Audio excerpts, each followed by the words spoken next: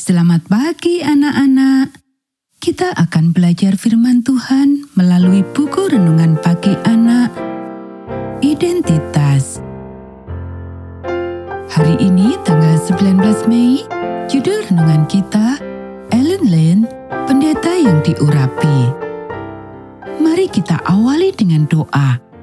Bapa di surga, kami akan belajar firman Tuhan. Tolong kami supaya kami dapat memahami firman Tuhan. Dalam nama Tuhan Yesus kami berdoa. Amin. Anak-anak, ayat inti renungan pagi kita hari ini diambil dari kitab Yesaya pasal 6 ayat 8. Lalu aku mendengar suara Tuhan berkata, "Siapakah yang akan kuutus dan siapakah yang mau pergi untuk aku?" Maka sahutku, "Ini aku, utuslah aku." Di Ypsilanti, Michigan, 2 orang anak muda menghadiri sekolah untuk belajar menjadi guru. Nama mereka adalah Ellen S. Edmonds dan Abby Lane. Mereka saling mencintai, menikah, dan membeli sebuah ladang pertanian di Bedford County. Tetapi mereka terus membaca seruan di Review and Herald bagi orang-orang Advent yang berkomitmen untuk masuk ke dalam pelayanan. Itu bukanlah keputusan yang mudah. Mereka berdoa dan berdoa. Akhirnya, mereka menjual lahan pertanian mereka.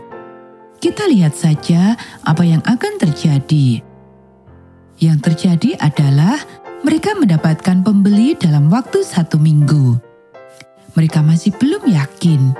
Mereka memutuskan untuk bertanya kepada para pemimpin gereja, terutama kepada orang kulit putih. Apakah Nyonya White melihat jawabannya dalam sebuah penglihatan? Tidak. Dia dan suaminya mengatakan kepada keluarga Lance bahwa mereka harus mengikuti keyakinan mereka. Ellen dan Abby tahu bahwa mereka benar.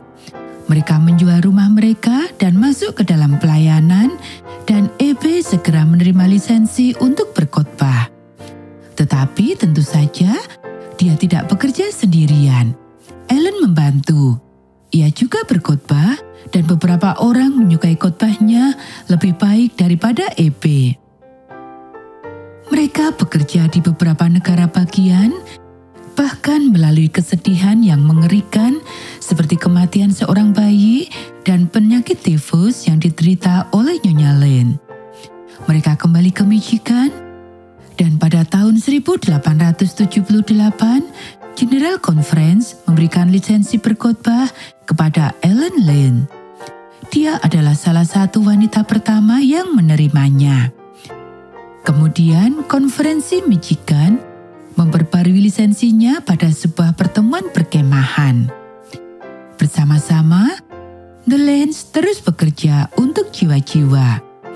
Pada satu titik, mereka memutuskan bahwa mereka dapat menjangkau lebih banyak orang jika mereka bekerja secara terpisah, sehingga mereka melakukan seri di berbagai bagian negara bagian pada waktu yang sama. Namun lebih banyak kesedihan yang menanti mereka. Tuan Lane jatuh sakit parah. Pada awalnya, ia tidak memberitahu istrinya karena tidak ingin mengganggu pertemuannya. Namun kemudian, dia mulai menyadari bahwa itu benar-benar serius, jadi dia mengirim kabar. Itu lebih buruk dari yang dia kira. Dia meninggal hampir seketika. Anak-anak, Nyonya Lane yang malang. Dia bersedih dan berduka, tentu saja. Tetapi dia tahu dia akan bertemu dengan orang yang dicintainya lagi, dan sementara itu ada lebih banyak orang yang bisa dijangkau. Jadi dia kembali bekerja sendirian karena dia tahu bahwa dia tidak pernah benar-benar sendirian. Anak-anak, demikianlah renungan pagi kita hari ini. Mari kita akhiri dengan doa. Tuhan, dari yang penuh kesedihan, saya berharap dapat bekerja sama dengan seorang rekan bagimu. Tetapi, jika saya harus bekerja sendirian, ingatkan saya bahwa kami tidak pernah sendirian. Engkau selalu bersama kami, bahkan ketika dunia ini tampak berantakan.